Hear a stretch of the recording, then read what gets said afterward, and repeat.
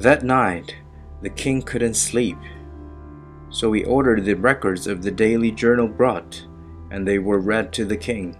It was found written that Mordekhai had told about Bigtana and Teresh, two of the king's officers from the group in charge of the private entryways, who had conspired to assassinate King Achashverosh.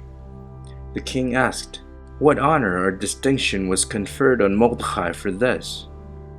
The king's servants answered, nothing was done for him.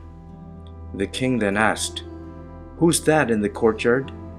For Haman had come into the outer courtyard of the king's palace to speak to the king about hanging Mordekhai on the gallows he had prepared for him.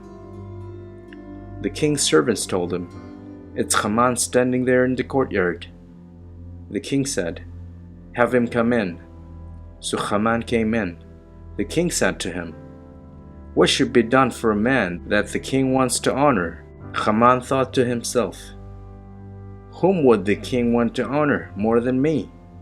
So Haman answered the king, for a man the king wants to honor, have royal robes brought which the king himself wears, and the horse the king himself rides, with the royal crown on its head.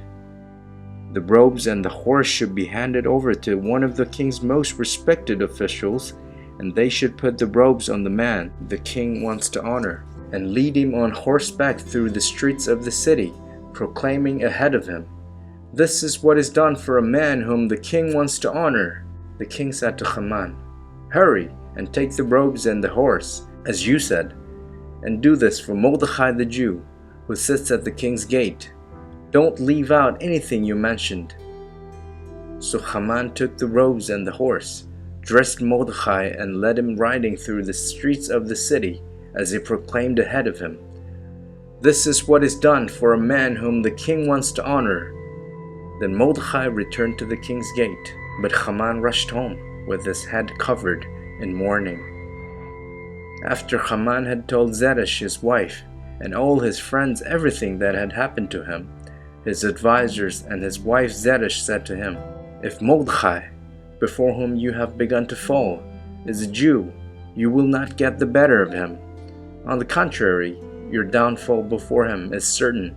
While they were still talking with him, the king's officials came, hurrying to bring Haman to the banquet Esther had prepared.